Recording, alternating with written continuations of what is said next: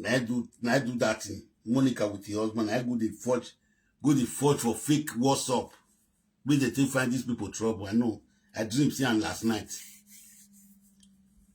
Monica can swear whether not being with her husband, they behind this record. We Edward they swear the pull so. Me Monica can swear for her side. Now he with her husband. Now I do this journey. I dream am see am last night. No say my dream not the fail. Because this is where this matter come out is 3 days and I not talk good. But when I sleep, is there I see am for dream. Monica with her husband. Now I get this fake WhatsApp where they take right. Monica husband, I behave as a destiny. Monica husband, I behave as a destiny. We want cause quarrel for this house. Why they want cause quarrel put? Monica say, now I would bring audio for her. With the play 2019. Monica say, now I do a bring her for her. As the court talk, Edward no come and answer her. Because if the same person will do something, as they don't talk, he no agree come answer. Edward no going to answer her. Since when they marry now, when he married to wife, when Destiny married to wife, Monica no they take ear the hear their matter before John come out for his house. Wait till they pay Monica for his side. I not gonna know. You know, say if woman marry, man will not progress. If you see man with the progress, now so they jealous.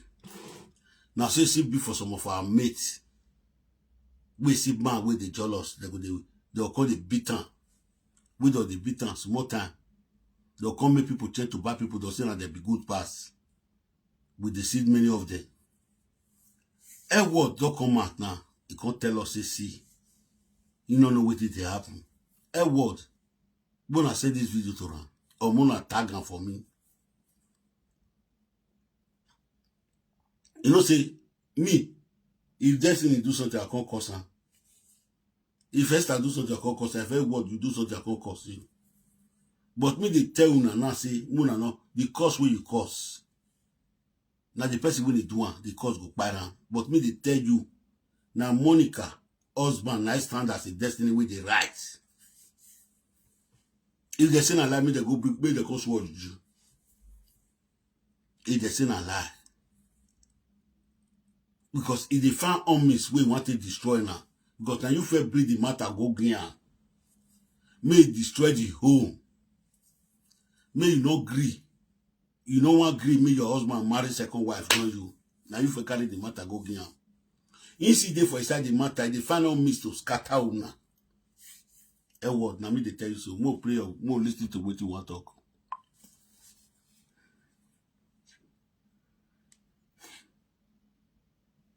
Yeah.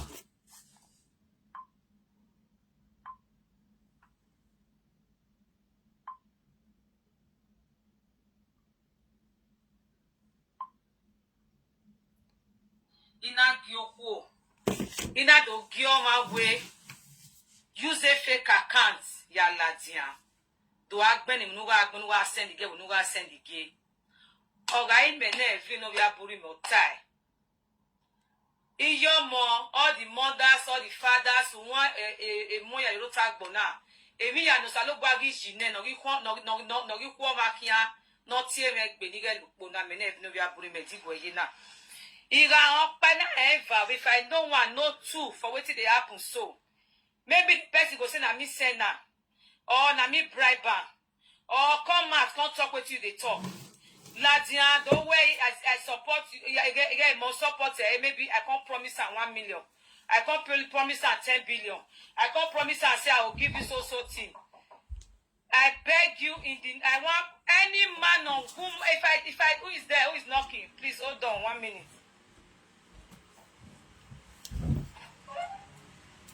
I'm on live video, wait. Sorry, fans. If I know one, not two for inside, me and flee, Aburime, anything where I can't find for this world, me I not see. If I say man, if I say woman, say come out, come begin the type, come out, come begin message to person with the same message to. If I know one, not two for this matter, wait, they. Almighty God, will create heaven and earth. Make I not pass this year. But if I not know one, not two for this matter, I not say man, I not say woman, somebody just come out from nowhere. Say what God spoil my name, you want to contaminate my name, you don't hear me anywhere. Anywhere where that person day, who they support them, who behind them, who they side them, how many of the way they this matter? Oh, I don't know, you don't have now, we're going to say no money, we're going to say no money. Oh, but now you're typing the smoking way. He said, and we not die, say we not yours, and not destroy your own. The family never destroy your own. Can we cannot go out that banana? Monica, do down here. Monica, my boy, boy, there. Atu ari ọmọ ẹgbọ gbọdọ ní àwọn wàwọdà fún dúwẹkì náà wàwọdà fún dúwẹkì náà Monica atu ari wàwọdà fún dúwẹkì náà ìyẹn wà gbé ẹjọ wa máa ò Monica atu ari.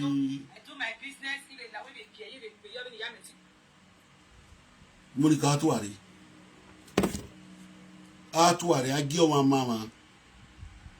Iya we no magio ma ban ogbo ma hu e na me ambuzia ambuza jala emi dan na mi ambuzo ga gbere mi ni ona claim we on e nene mi wa do mo ge yo hu yo fi oji ogbo 2019 of your gwe otewunu yen kwe no odafi yen won do Egbowo iku eneniyan oda fun yeri wo ba ko bwana yezo bi re popo bwana so bi re popo to si boy nu san wa ni ha bwa ri bege yo si boy nu san vetere wa ya vela dia ona o ma ri be si boy nu san ni ha bwa Monica ba be ikino na mi view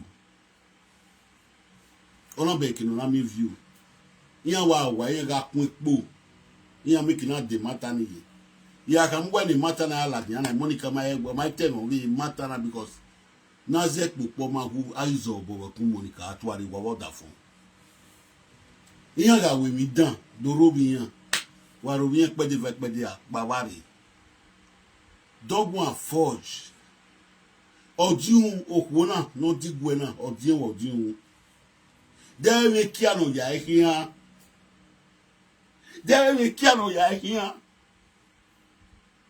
Monica we say no go kuna gwa wenu ya feel pe ge Kennedy ade we say no go gwa there we kiano se efi na gina eke uwe pa ma se na o na ri okwo ba ku eke uwe pa ma ri ni se na o na ri o we ba we no ri ni o si na ya o se we 2019 na gikage ni ya adi de to pe afe ko gbe ki aye gbe na ri eginu ona ri eginu e gbodo pa aga mi na gina be ni tara ni e ko ake no bu imaji gbe na re ni a o e gbodo we la gbe ga na we ri te always is 2019 and when he we gbe he said the one way dey for inside body he say if he say me talk he say everywhere go spoil meaning say they pretend you dey pretend it then you know allow you meaning say that word will come out for your mouth if you say me you talk since 2019 the one we do for inside body everywhere go spoil you know happy for the marriage now you call the kiss now you call the chukan for nyash now you take that word me we sabi read we sabi talk matter and we go fit talk and when that word we talk for them. But I know say no be you do wetin they say you do so na Monica with your husband I do one. You for your comment come tell the whole world lay cause upon wait not be say you say if you say me can't talk wetin dey happen since 2019. Now where you carry audio go for 2019 now there the problem for the come. Now there for the draw you dey go where you carry audio go 2019. Where you say you know agreement destiny marriage second third wife. When you say no agreement, Destiny marry third wife. Destiny say he must marry third wife. Now when you carry out your go, now then the problem for the common. As I dey talk and so, none of now believe who. Now say the verse of them. Now the truth I dey tell now. Now Monica with your husband. Now they behind this. Waiting they say they right for eternity. So now Monica with your husband, now they behind. Now they behind of this to destroy. Now me they tell you now. So more listen to our sister Hairworld. Waiting that they have been dragging me. Me when he make a swear a saga. Emi ya ni no esunu die me ni na tawe 2019 me wona. When I say some certain things in a Gualatia, every year they many one now they will come out and say I should forgive them. Because he come. Every year ni saga many years to Latin with Jesus.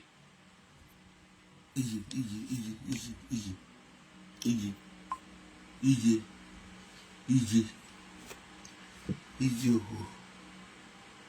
Owi ma yano saga yene mahaladia. Owi ma yano saga yene we mahaladia. Madu ham yewe sorry. Madu ham yewe sorry. The only thing I know my business. I'm not a social media person. I don't do social media. The only thing I do, I come out in live video. I do my business. Even like we care, even it's a joke with you. Since 2019, they have been dragging me. Me, when he make a swear a saga. Emi ya ni no esunu die me ni na tawe 2019 me wona. When I say some certain things in a Gualatia, every year they many. Idio. The monogita will eruona e Destiny go egwu wa eruona 2019. Esther go egwu wa eruona 2019. When I win we do gwania ma to ngwe ma de ba we gba Destiny e we ya kara. We ya kara. Well, now with the parable, now with the take parable they talk, now with the open parable way. Now with the analyze parable way. Okay, they say what you do 2019. Now they quarrel with you put for his house. What you do 2019? Yeah. More plan me go na yera. We know they call somebody now. Now what they talk now with the analyze. 2019. Because he come. And we are in saga. I mean, to Latin with Jesus. Forgive him, forgive him. Matthew. But I'm not a social media person. Let me leave that one aside. We'll go back. He say people with the saga and so. Hairworld now they talk so. Evelyn Ovia Burume now they talk so. He say they quarrel with and say waiting do 2019. Who they quarrel with her? It will be Destiny. Now they quarrel say now he draw their leg come out 2019. Esther will see the quarrel with her first. Now their leg come out 2019. But he say he talk now. He say me Atiti way they talk saying they took her for Nash. Where they catch another woman breast, me bobo. He say me go even call tell her say sorry. He say anyway, more leave that as aside.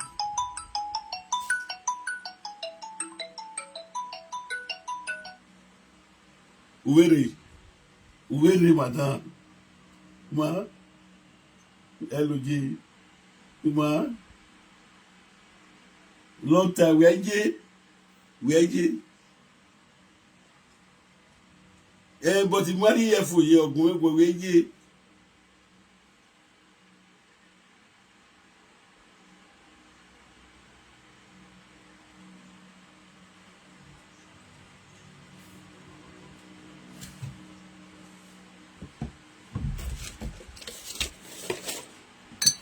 Okay, when you analyze what I do, way, don't know what you wait to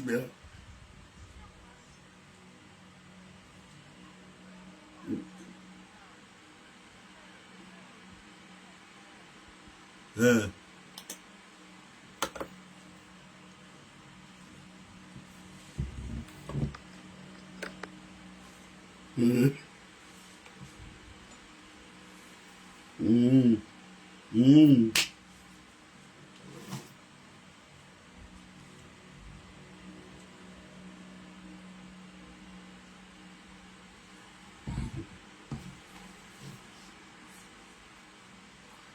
Women not ta. Women not ta now. Many see if no soon nearly like on war 1 year. We not go on. If you want 2019. If you want 2019. Me ma play mo ko no paro no da fi eri odo ba yin. Ero wa gbon na. Ero wa me ma play mo ko na. Why me stress? O ko la stress up. No ma gi agbon eh.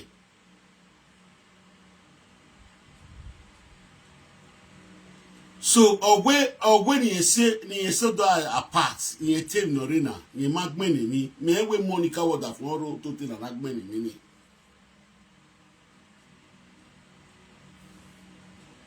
Ime mina mio, I said the video na go me mina mio, na so we Monica water for agmeni ni na ya no see so na. But take destiny Western ile lokula kon wo wa. We the one at 2019, the one at 2019. Or we are winning a run one, or we area. But when you so do aside, or when you so do aside, when more right turning, I right turning, when you care, I'm go.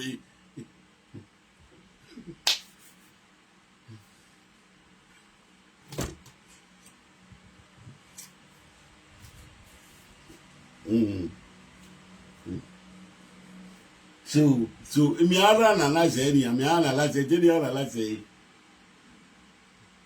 Okay. I will not use the next person of Tivena. Nigeria call. Let us see this person.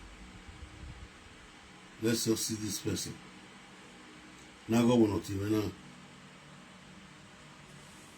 Let us listen to this person. Hello. Hello.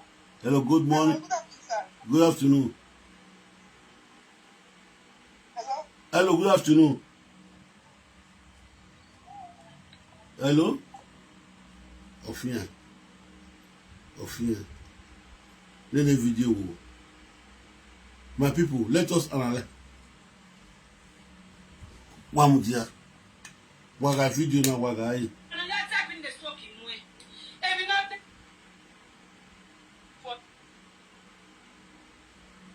Let me share the video for it to easy for me.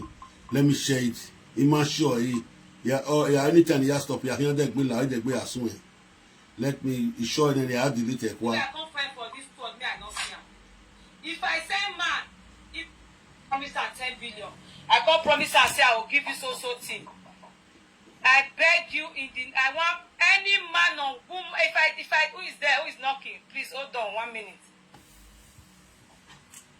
Waga video now. Here we can like button and not tell what. And what I mean, Tamagbo. Sorry, fine. If I know one, not two for inside. Me and Plea, Aburime, anything where I can't find for this word, me I not see am. If I say man, if I say woman, say come out, come begin the type. Come out, come begin use fake accounts. Come out, come begin do this one, send message to so person with the same message to. If I know one, not two for this matter, wait, they. Almighty God, will create heaven and earth. Make I not pass this year. But if I not know one, not two for this matter, I not say man, I not say woman, somebody just come out from nowhere. Say, what can spoil my name? You want to damage my name? You don't have anywhere. Anywhere where that person is, who they support her, who behind them, who they side them, how many of the way they this matter? Oh,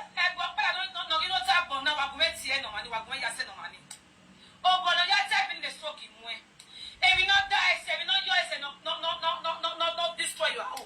The family will destroy your own. Can we cannot talk about that me or make the person not see her?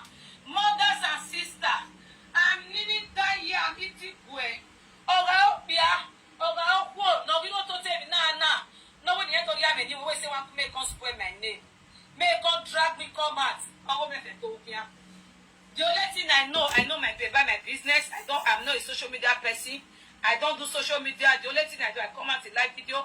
I do my business. Even like we be care, even be you mean even it's a joke with you.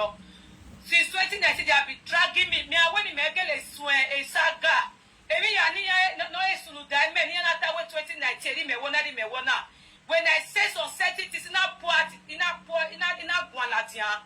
Every year, they have anyone now. They will come out and say I should forgive them because he kwa. Every year, ni saga. Me ni don't like him. Evelyn no we are burume. Evelyn no we are aburume. Evelyn no we are burume no gba ti we gba.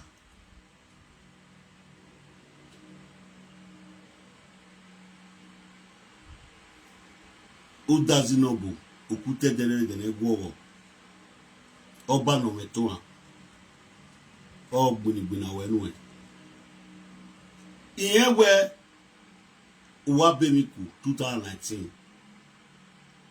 ikpe anogun le gbe mi na sunu 2019 yen ire gbokun ni lawa but iye be we ya gwan na no ye na ya po wo fi amagwe rupu ri ame rupu nwame bamigo na ya ri wo we no mego ba na ri wo no mego do ni ju waria ni na ham when eruwa wora 2019 eruwa na 2019 una wonu gwa many prophet Atiti no robi wegmo so uzi obo yulusan ujobo mu enwe ya do yimi awe akin ri opo baku emi na mi wona hu igbina na biji mano kwa gbina owere mano kwa oye gedegbe a o se ayari opo baku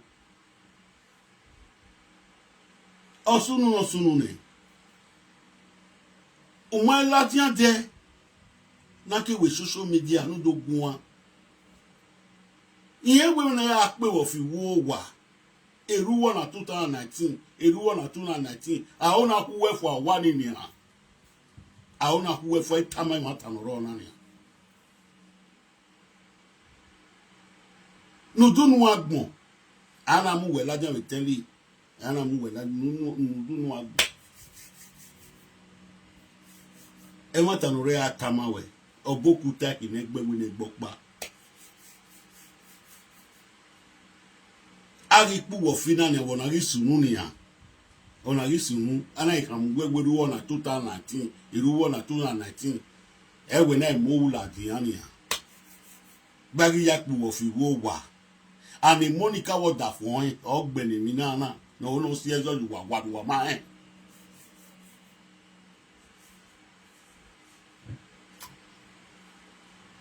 E Monica wa da fun de ba wi to e ogbeni mi na no post ye no no si ezo wa ma Ogisinu nenia e destiny Esther na ga go egberu wona 2019 eru wona 2019 when I monia una wa wonu gun a ya se gbe me na ni prophet Atiti obokuta na egbewe ne gbopa if you go to ya yin awe iya wa ebi to wa ai agwa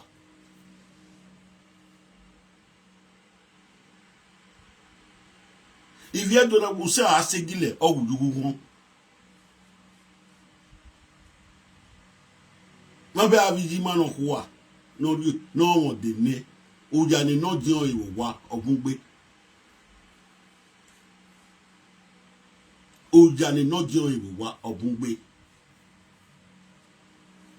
anyway Monica abo investasi ye me na ya we do investasi yo no so ga so imedita agbo mi yan e deru sa mo me ne edita agbo gbi ni ta fo wa bu we si wan ya data agbo mi yan wa data agbo mi yan akara only the little the beg video now this woman is going through pains in that house. Don't let us deceive our why the man deceive Ebagua with fake life. Ezo sununia. Awe Evelyn no we abrum ogmene ni. Agiga aju ewo wania. Ana iga ka megwe everywhere one at 2019. Everyone at 2019. Everyone at 2019. Everyone at 2019. What get down yo? Jesus, Jesus. Forgive me, Martin. But I'm not a social media person. Let me leave that one aside. The matter not Irina. You will need to tell. I know. Get this matter. Oh, I don't know. You don't talk about now. We're going to see no money. We're going to say no money. Oh, but you type in the story. You go ready, yat your boy. No, destroy your home. No family, they come to destroy your home. Can we cannot go out and me or make the person not see her? Mothers and sisters, I'm nearly done here. I'm eating way. No, you don't tell me, nah. No one here go yam and you always say want to make us spoil my name. Make on drag me come out. I will make a cook here. The only thing I know my paper, my business. I'm not a social media person. I don't do social media. The only thing I do, I come out in live video. I do my business. Even now we care, you be I give it a joke with you. Since 2019, they have been dragging me. Me, I want to make a saga. Every year, no, it's no diamond. You know that 2019, when I say so, certain things in a Gualatia. Every year, there are many one that will come out and say I should forgive them. When not, that's in Ebagua. No matter what you with, I don't want with artificial life. No doubt that they have you here. When no one cannot do it. Who forgive any? Esther will forgive any woman who did social media 2019. Why are you at more fear? Even the Monica was the fine men any. The Monica was the fine men. But give her on. When I come at your one at 2019, it on at 2019. You know what, but the old retired this into Sion, the old metala. Dosa wonu ba westa dosa won dori metamu wanania beni maji igwe mana won itan aya aguma agwa igwe iji maga bu awe yan ma no ya ka eri maga owe ne eri maga we owe re ma no ya ka destiny Ebagua we wa mi odi unania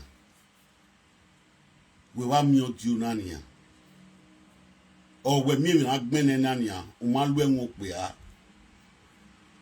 two begi gbo okun we fi wo wa we ri owo na 2019 ri owo na 2019 o ko ni iya no na ko ni oko ba ku Esther wo ki me suppose no yan ma suppose no wo kun we because we mo ko na we do all the there iya no na ko ni oko ba ku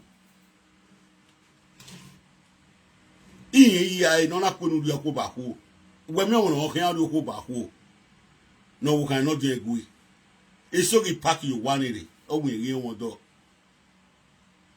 In this case, do what way away me 2019. If you look another as soon with the nena, and what ya boffy, if you want 2019, if you want 2019. Keno mauna where ya so bad or you wear a way. And there's in Ebagua. When one else who are any a money ama coco no voini no take me a presenter, I'm not the type. Beni guanania, we are arguing medicine and video na go when no snow wa we tama we na ire wa o no so na me my real life video na with their body movement iya se ti go yan go iya ka mi awo ni ahun do down yo if you ku na ye wo wa ife Mothers and sisters, I'm nearly done here. I'm eating way. No, we don't tell me, nah. No one here to the army, you always say want to make us spoil my name. Make on drag me come out. I will make a cook here. The only thing I know my paper, my business. I'm not a social media person. I don't do social media. The only thing I do, I come out in live video. I do my business. You are to one. You go just say your. It's a joke with you. You go just say your. They have been dragging me. Me, I want to make a saga. No, it's no diamond. You know that 2019. When I say some certain things, in a Gualatia, every year there are anyone now that will come out and say I should forgive them because he can't. Every year in saga, many years to Latin with Jesus. Forgive me, Martin. But I'm not a social media person. Let me leave that one aside. The matter is not Irina. You want to tell me now. Oga ime na every no be aburi me. No ye what you want to te matana. Oga imo gyo pe na gyoko. Ina kioma we a latia with fake accounts. Do I bene mi bene nu bene na do I send again no here send again. Do I want na me na every be aburi me. Ni ga lupo na. Ni ga mi ogogo. But ima pa na eva. Omo no we dey do ri ameni wa na. No be like that with fake account. No, they may do a me I don't even have it in my phone. I don't even know my no, they may do a me now. Yeah, we might there. I miss it is a me and no sleep. They have no there. Now we men, if you know, we are putting me out of your I'm not even aware of all these things. Sorry that I'm speaking Bini and speaking this. Please understand with me because enough is enough. I'm not a social media person. Omaga Bowa Wabo. Omaga fair. You have met the way to the web here. When you met the level you are dragging away. You drag anything with anybody. I mind my business. I'm a very nice and play person. I open my heart to everybody. I joke with everybody. I play with everybody. And I'm never open to Latia from nowhere. Or when you do the enemy, we more Guinea Latia. The social media. Or we more Guinea Latia. The TikTok. Or we more promising me. Women, if you are putting me, what do you find? Every no we ba aburume. Ibego ba lo wori onwe. Okawu 2019. But I will wanna usola dia. Ikaro bi okere da de bottom na. Ni we do ta mi me na we do gbe magbon na. Ogwe utiro mo na ti yo mo ya fefefe. Una we revenu vie mayan. Evena udazinobo azokbia azoku. Wa me video na gbise yo. Una me video na gbise yo. Beda ona mu we ni ri ana. Anyway oga kin no ma bevo. E ma no suma yo venu dunu we ka na venu dunu we gui na. Okpia oku no no suma yo. Na do ya sie zonu, na do ya we ki o madan. Benu ta ni we im no dian se o kan agwiyan. Imeti etieti. Imet betini ni aya ka we im no gwiyan o kan dian. Because as enough wa imari ni ku na yare ya. Nu doni imani ya fefe komo ni ari bie. Ologoma o kan alayan gbe. Ologoma alayan gbe ogbe e ma no jo bogbe ni gbe emi ni agbene ni we ti ebo yi na. Nuna wa to we ga mu yan bo e ma no gbon no e nya ga awon mo pe a. Ologoma ri la mo ni gbe. Nya ga awon mo ku ologoma ri la mo ni gbe. Nya wi yan wa.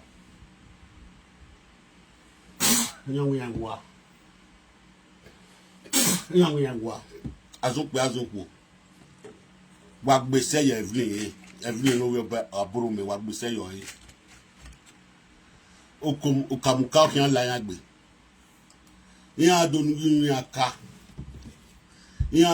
aka yan na woni agwale mi no yan no ni asezo yan wa ni ya bi ba yi ya kun go Facebook iwu we ge mi ya kun ologo ma la yan wa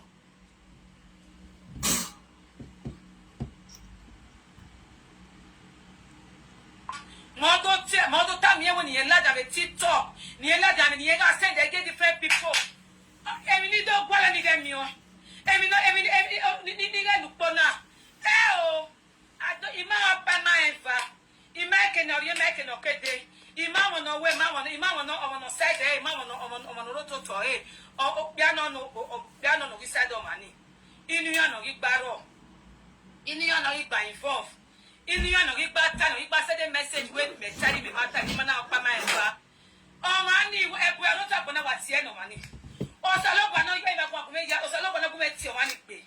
I mean, not your money on my ass. If you're only there, so you will win your say family, sir. I mean, not your money, so money here, sir. I mean, money here, a piece of the dark, my kid, family of it. No, when you don't have any one. No, when you don't every time enough is enough. I don't talk. I don't equal me. I don't talk. I make my business. The thing is getting too much. It's getting too my children alone. I don't drag something. I don't drag with anybody. I mind my business. If you build your house, you build your house. It's not my house. If you have your money, it's your money. It's not my money. They should leave me alone. I'm not a social media person. I don't talk. I mind my business. And it's only my business. I know my hair business, Hairworld business.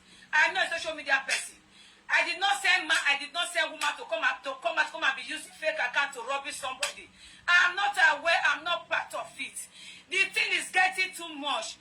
Please, you guys should help me to swear for this person. If I'm the one that has said the person to come and do it, if I'm behind it, I'm the one that did it to say, come and write this thing, come and use fake account to do this thing, come and bring this thing, please. Whatever I need in this, I will not get it. I will not see the end of this year. But if I'm not part of it, I don't even know where this thing is coming from. Please, you guys should help me to lay a cause upon that person that is doing it, that is doing this thing. Who is behind it? Who is supporting the person? Who can be managing my well lay cause? My lay cause in there. Elumedagu wagui olugane no sununa. Bebege wata no ro na so ade me be wata no ro so me yamo boguwa egude to gwo ma gbo na. But the destiny, you know, soon 2019.